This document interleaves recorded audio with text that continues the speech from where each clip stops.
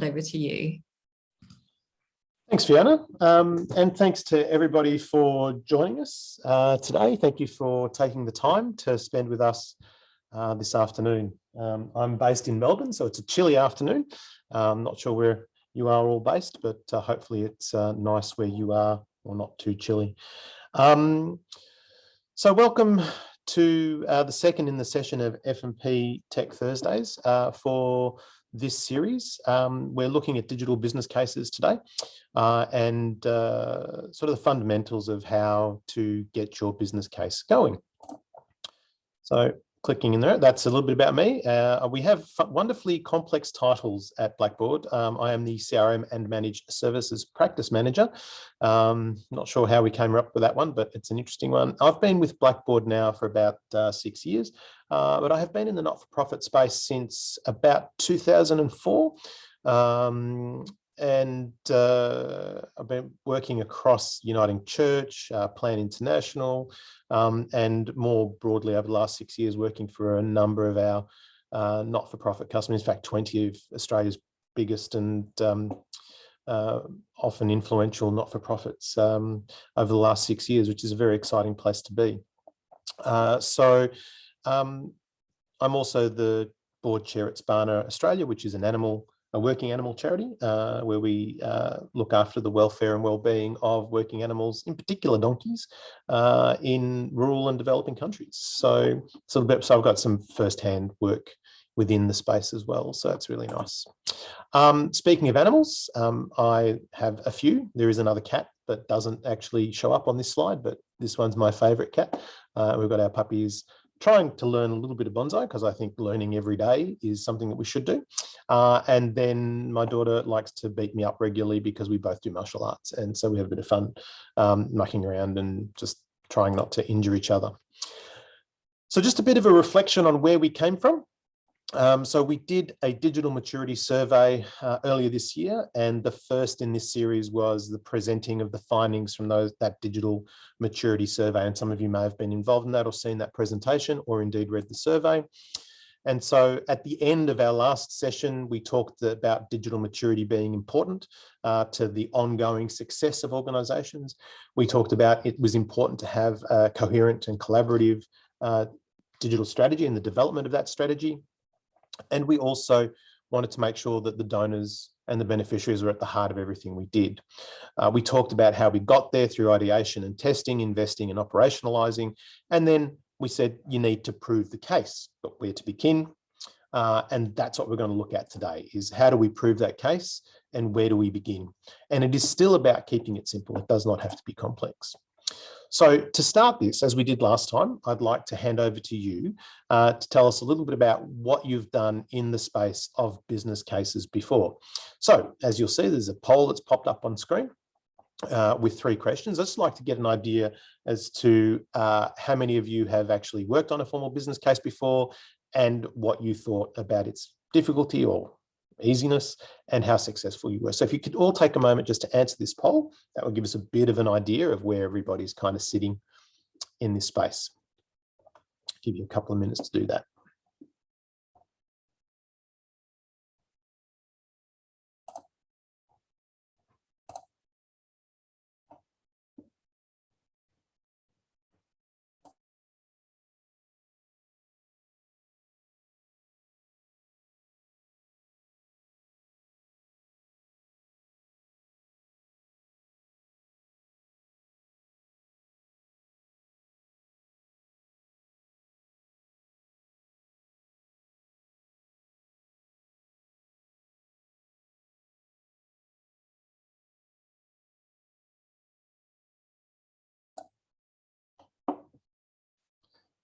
Okay, so we've got, I think everyone has voted. I've got 12 people here, but only 7 voting, so that's okay.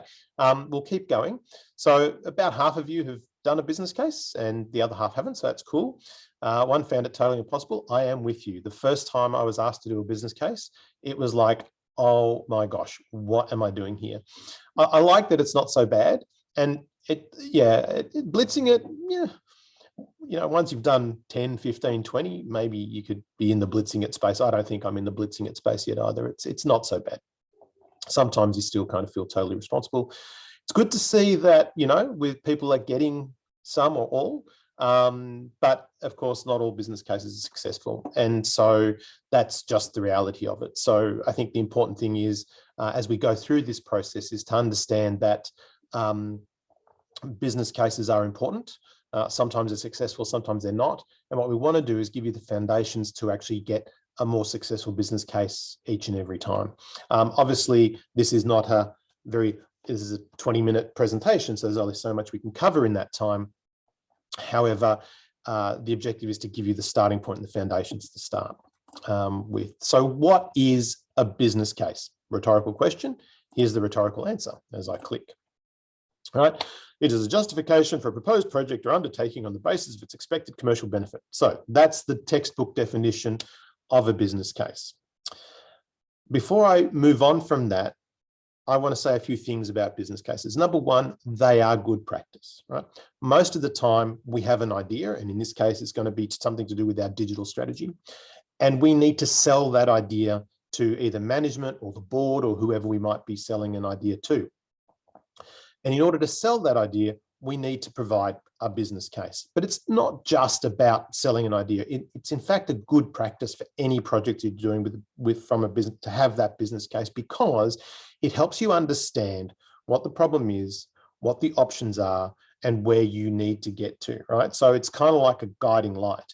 And without it, and without an effective business case, so many projects go wrong, especially in the technology space. I think if you Google you know, failed IT projects or failed technology projects, or failed digital projects, you will see a plethora of projects that haven't gone to plan. And a lot of that comes back to the lack of a business case, a poor business case, incorrect assumptions, you know, a whole bunch of things. So it's not just that we need a formal document because somebody's asked us for us.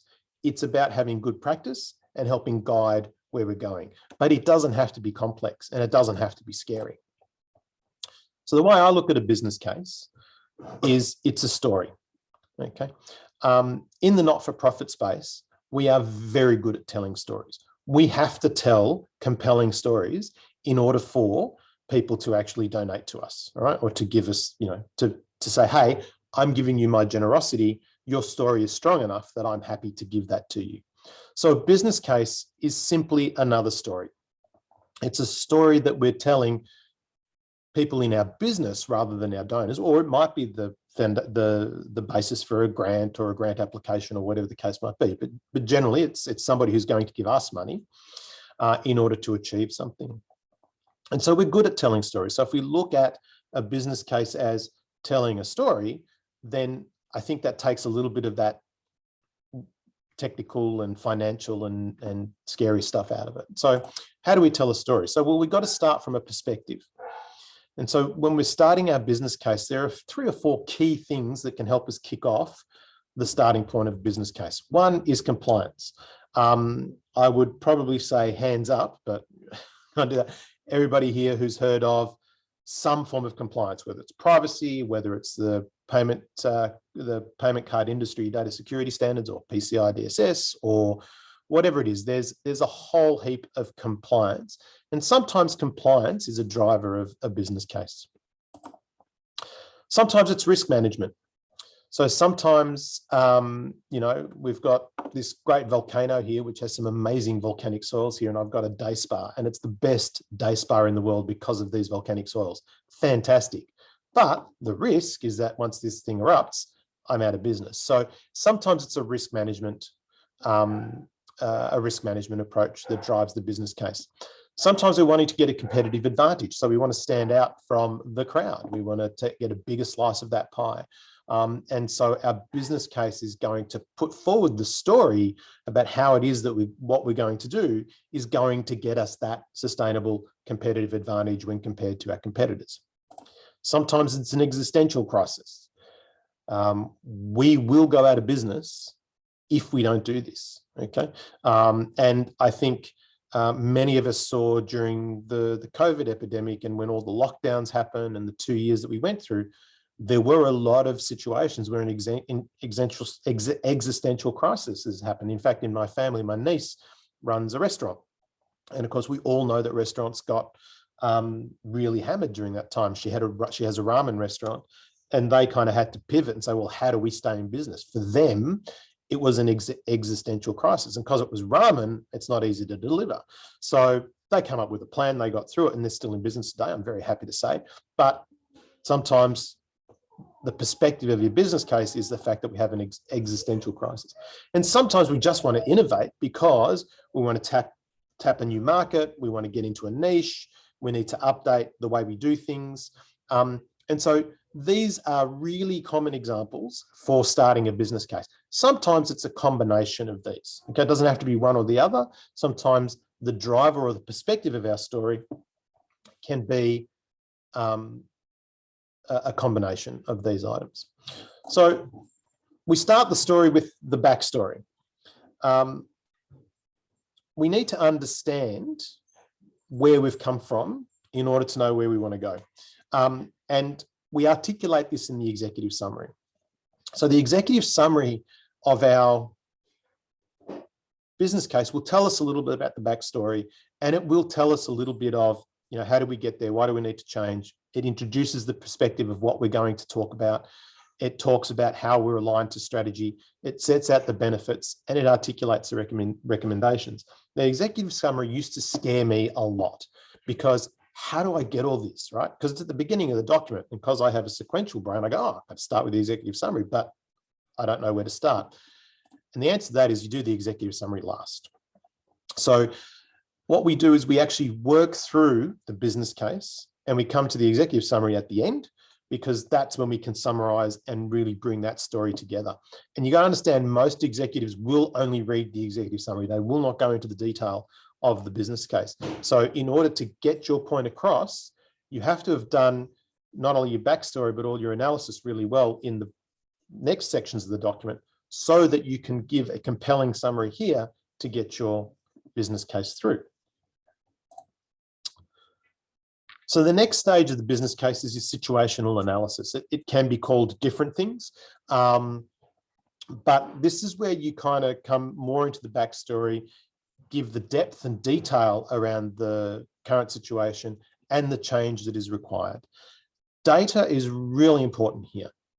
Data is important. We talked a lot about data in the last session, and data is really, really key to a business case, because most business cases get translated into a financial benefit or impact or loss in the case of existential or risk. So, and PCI DSS is a really good one, the whole regulations around credit cards, okay? If we do not comply with those regulations, the business case, the financial impact is we lose our credit card facilities. If your credit card facilities are 60 to 70% of your revenue, it's very clear to see how that business case evolves. And that's why metrics and data are really important, because you've got to build your case. Even where we have qualitative data, okay, we need to somehow translate that qualitative data into impact as well as outcome, and where it's possible, into some level of data-driven metrics, whether that's our impact, whether that's the benefits to our beneficiaries, whether that's, increasing conversions, whatever that might be, depending on what the case is. So the business case is not just for digital. This structure applies to everything you do, but it's very handy for the digital space as well. There are generally more than one option. There are generally more than one option when we're looking at doing a particular digital piece, right? We might be looking at retention as our sort of digital focus. So how are we going to go about retention? There are multiple options for different segments within your donor base, within your supporter base, within your beneficiary base, that you're going to want to bring into the conversation. And determining which option you take is really going to be governed by where the benefits are, where the biggest return on investment is, where the biggest bang for buck is going to be. And at this point, we also introduce the why of the change, okay? So we know where we've come from. We know we need to make the change, right? But, why should we do it, right? And again, that brings you back to the original perspective, right? It's going to give us a competitive advantage. It's going to save us from going out of business. It's going to give us innovation so that we can tap new markets, whatever that case might be. So the business impact and benefits helps you then drill down on the why. Okay, so we expand the story and the why of change, and we focus on how it will benefit. I know not all business cases come back to money, but it is good if you can translate it into a return on investment, because if you're asking for a certain sum of money, the board, senior management are going to want to know that they're going to get a return on investment. So if we're looking at retention, or if we're looking at a reactivation campaign and we go, okay, I want to spend 15, 20, 30, 40,000 on this reactivation campaign. If I am going to be able to reactivate 2, 3, 4, 500 recurring givers, and that gives us an annual revenue of $5,000 per annum. Okay, well, that 10 grand will be paid back in 2 years. You know, in 3 years, we'll be making money. So, you know, you've got to have that conversation in there. And to do that, you need to reflect on the key findings from the financial analysis and the data you've done. And you need to articulate those benefits and create measures around them. So if we look at the context of a reactivation journey for our donors, we're going to say, okay, we've got a pool of 100,000 donors, 10, 15, 20,000 donors that we want to reactivate, whatever that scale is. We think that we can get 50% of those. Of that 50%, you know, 90% will be recurring givers at $50 a month. This is the benefit. That makes it really, really measurable. And in 3, 6, 12 months time, you can go back and look at those measures. If it's an outcomes measure, you know, we're going to reach 20 people in the community, we're going to reach 50 people in the community, whatever those outcome measures might be. That's, you know, another benefit that you need to articulate and move forward with that. Again, try and keep it as simple as possible. But sometimes, yes, it does get complex, but start with the simple. Risks and assumptions. So you need to consider this in any business case. And it's something that doesn't just stop at the business case. Risk and assumptions continue through the journey of the project, okay? So what can go wrong? What can go right?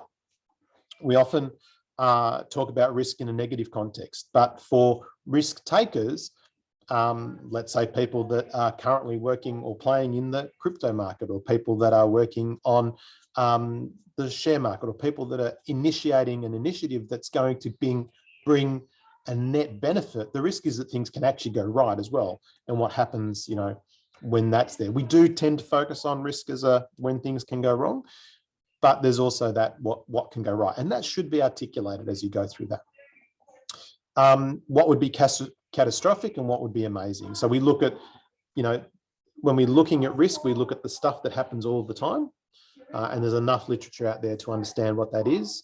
But we also need to look at things that will either totally stop us dead in the water, or actually blow us out of the water because we've done so well. And what we have assumed. So a lot of projects go wrong based on assumptions. And assumptions are really easy to make because you'll be going through the business case. Oh, I don't know. We'll just assume that we'll be able to get 20% conversion, or we'll be able to get 80% conversion. You really need to articulate what those assumptions are and come back once you've got the business case approved. Apologies about the dogs. Once you've got the business case approved, you need to come back and check those assumptions on an ongoing basis, because we know what happens when we can assume too much and we then don't check them, right? This is an old joke. I might be showing my age, but you make an ass out of you and me. So we need to make sure we're checking in on those assumptions as we go through. So recommendations. I've got this picture here because you have to attack your recommendations with confidence. Okay. So if you go into a business case and your recommendations are a bit wishy-washy, you're not going to get the funding that you need. You're not going to get the outcomes that you want. You have to be confident in your recommendations. You have to be confident in the options that you're articulating. You need to say why, and you need to use the data to support. This is probably the only other section that the executive will read.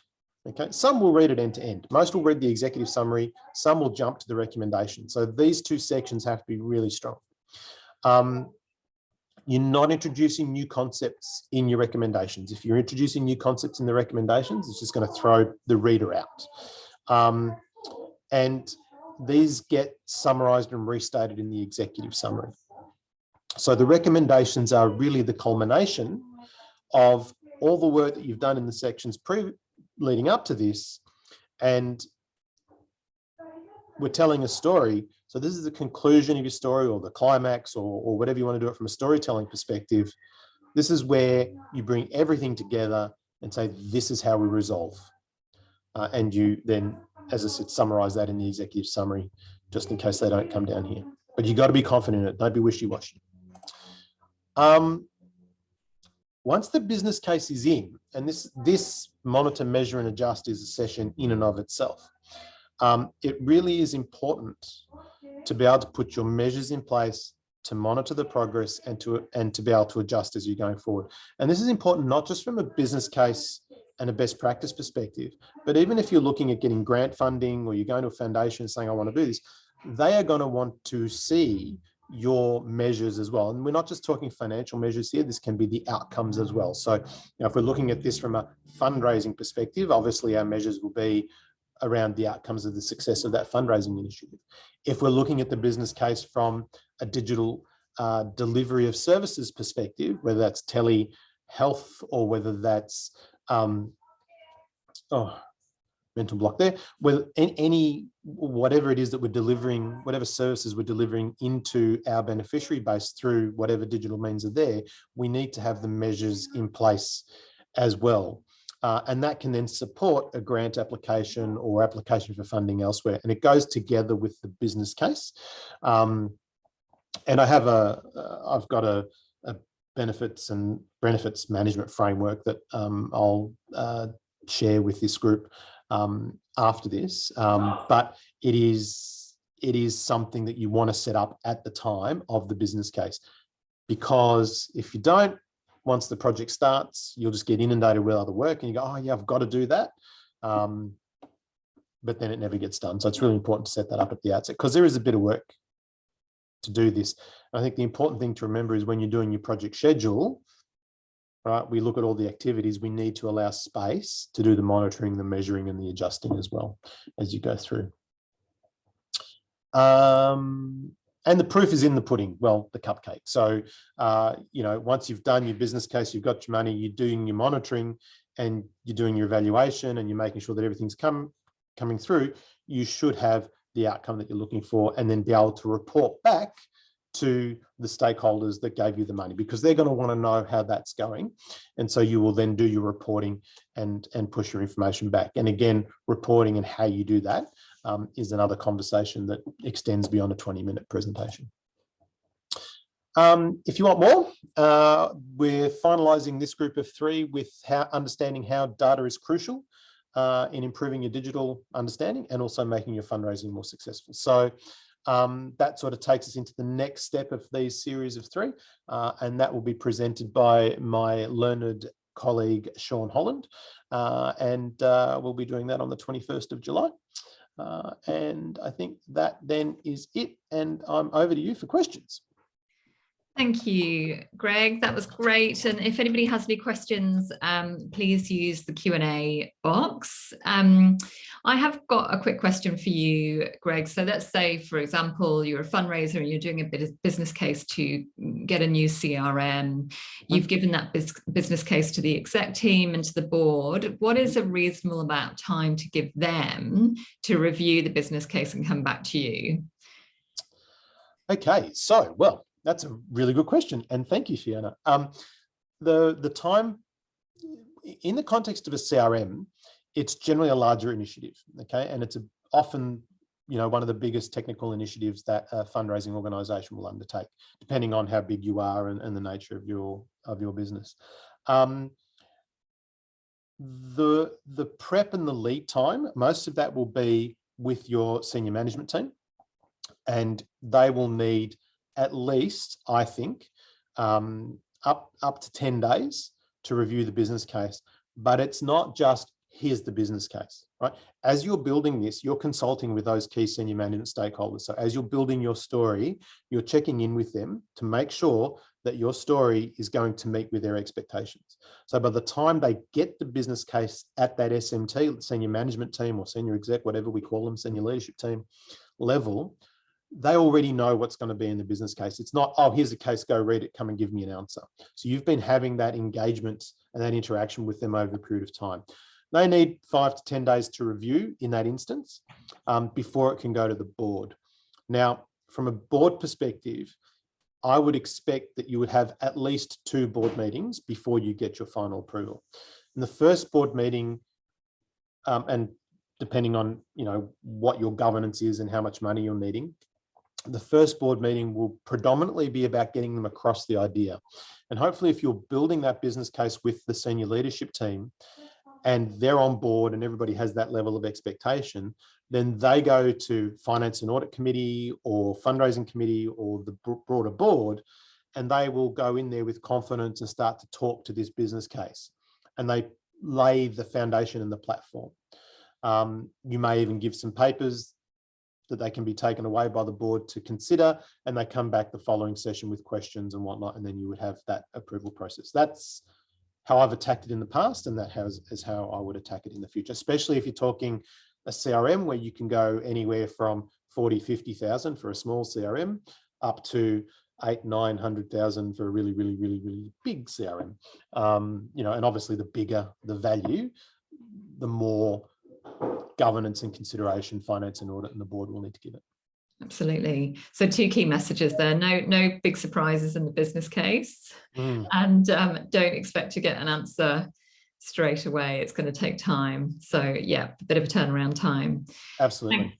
Thanks, Greg. We have come up to 1 o'clock. There hasn't been any questions come through. I think the topic was pretty self-explanatory, and I think as you said at the beginning of the presentation, business cases are just a great way to kind of, as well as kind of meeting the needs of other stakeholders, they're a great way to kind of set yourself the roadmap for a major investment or project. So some really sage advice in there.